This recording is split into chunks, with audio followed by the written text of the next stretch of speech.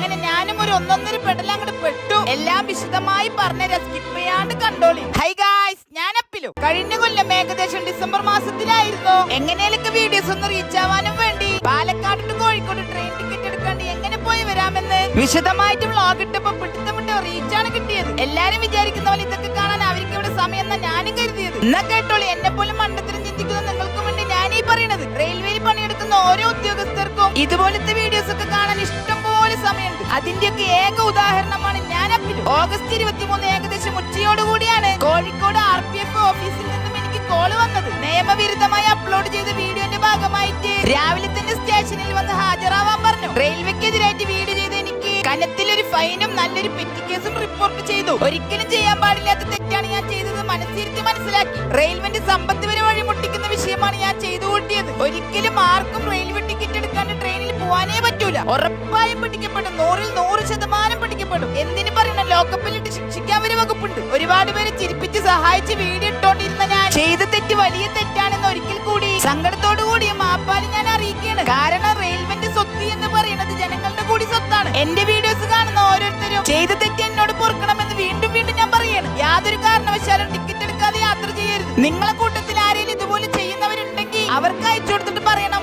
വലിയ വില കൊടുക്കേണ്ടി വരും. വീണ്ടും